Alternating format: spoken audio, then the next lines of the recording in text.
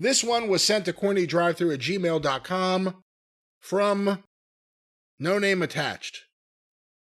WWF took over in the 1980s, arguably reusing their same program that they had for decades of the babyface champion and the revolving door of heels.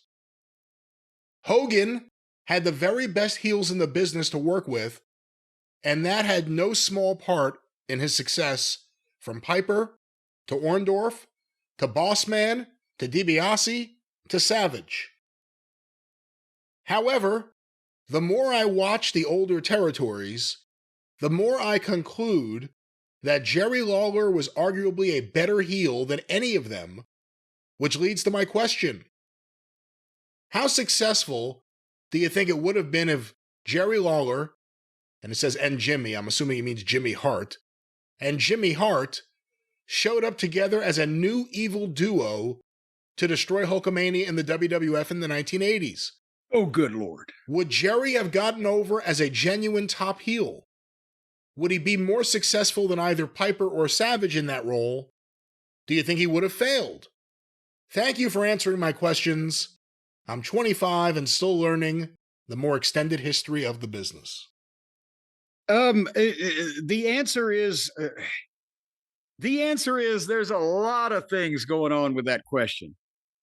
Right off the bat, yes, Lawler was a better heel than a lot of those guys in terms of being a ring general, calling a match. Nick Bockwinkel said Jerry Lawler was the best ring general he'd ever worked with. He was better as a promo, getting you interested, making you believe, getting heat as a heel, verbally, whatever.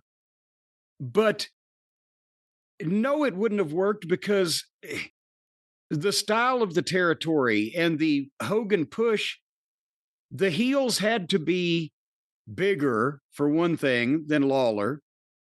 DiBiase was an exception. His work was tremendous, but also he had, Virgil and et cetera, and a lot of things, and the gimmick that Vince came up with personally. But you could, without Lawler's genesis having come, the people in Memphis saw him graduate from tag team heel to single heel to defeating Fargo and becoming the guy to drawing big houses for several years and facing NWA world champions. You couldn't have just brought Lawler in 1984 into the WWF, especially the way Vince did things, and just push him for 2 or 3 weeks and people would have bought him against Hogan, or even 2 or 3 months. It was a completely different style in the ring. It was a completely different presentation. That's what Hogan always wanted, and Vince always wanted for him, the Bundys and the Bossmans and the Giants and the, Savage, again, wasn't the biggest guy in the world, but look at that body, and he was intense. So it was just 2 completely different things. By the same token that, to be honest, Hogan wouldn't have worked in Memphis, even 1984 Hulk Hogan, on a steady basis, because it was too one-dimensional. He didn't get the juice and do the wild angles and do the things you need to do to keep people coming back every fucking week in the same building. It was seeing the superhero cartoon character in your big building once a month, if that. Just because of a variety of things, the presentations, the styles, and Lawler got over better in the WWF in 1993, 94, working with Bret Hart, because then they were in the same size. And with Lawler having had time to get over and get some heat as an announcer, people were more familiar with him, but he was just still, at that point in time, Lawler was 45, so he was still able to do physically in the ring a lot of what he had done in his younger days. But he could still, he could work with a guy like Bret because they were a similar build and size and et cetera.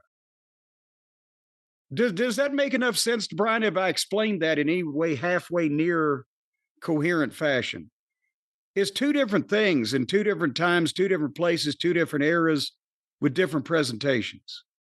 Well, that's the interesting thing. When Lawler came in 92, 93, but 93 is when he became a real performer other than hosting primetime. The heel he was with Bret Hart was different than the heel he was for anything else he did in the company because he got really kind of goofy and embraced it. All the stuff with Doink and whatever else. Yeah. Kiss My Foot match, all that shit.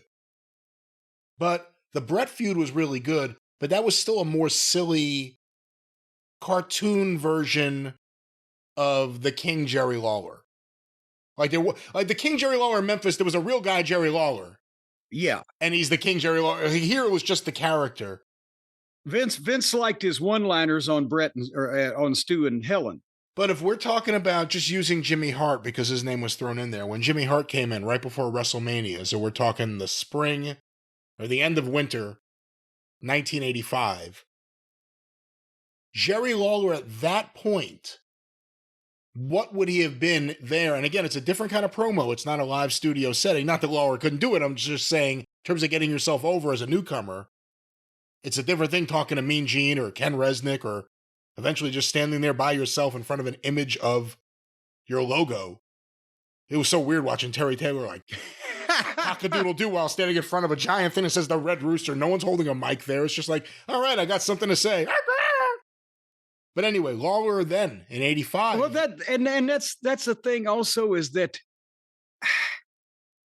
at that time period, if you had Lawler come in and try to start cutting the promos that he was capable of, it couldn't be really just that canned stuff that you mentioned, but also he would have had to have, by the very nature of Lawler as a heel, he's got to have the babyface off balance. He's got to get a heat on the fucking guy. Hogan wasn't selling that big for anybody except every great once in a while if Bundy splashed him. If it had been Memphis and Lawler was the heel and Hogan was the babyface, Lawler would have been fucking on him every goddamn week.